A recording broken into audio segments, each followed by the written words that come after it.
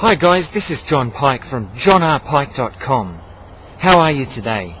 Welcome to part 3 of becoming a prosperity advocate. In part 1, I spoke about how there actually is an abundance of wealth in the world, despite the deep divide between rich and poor, and the concentration of wealth in the hands of the few.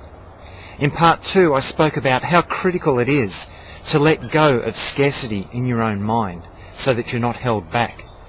Well, in this third video, I'm actually going to be discussing and showing how you can become a prosperity advocate.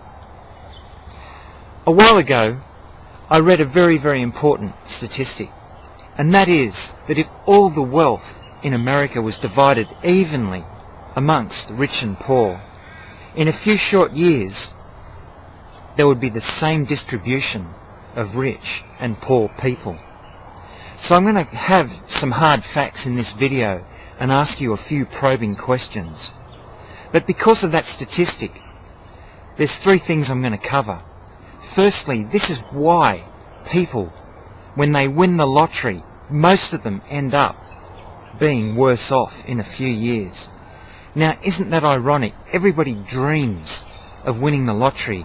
People buy their lottery ticket, but they're actually hoping, without realizing it, that they will be worse off in a few years' time. Secondly, this is why 86% of millionaires in America have lost their fortune at least once. They've learnt that they will never make that same mistake again. This is why the millionaire mindset actually occurs and begins first before the money actually materializes and arrives. And thirdly, this is why 96% of people will be either dead or dead broke by age 65. And over the last 10 to 12 years, I've heard that statistic so many times, even from tapes that are 50 years old. It just isn't going away. But what I want to ask you is, where do you stand in all of that? Are you part of the 96%? Because if you don't change direction, you'll end up where you're going. And where are you headed right now?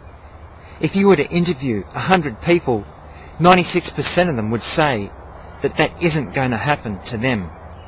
But they're wrong, because 96% of them actually end up in that condition, regardless of whether they've lived in a prosperous country or not.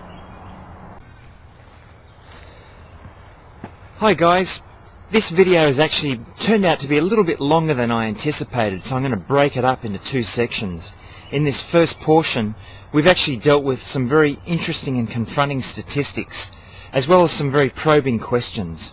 In the next part coming up, we're going to talk about what the actual solution is and how you can become a prosperity advocate. Feel free to give me a like on this, drop me a comment, because I really do want to know what you think of some of these situations and scenarios we've been covering, and feel free to share this video around, and I look forward to catching you in the next segment of part 3 of becoming a prosperity advocate.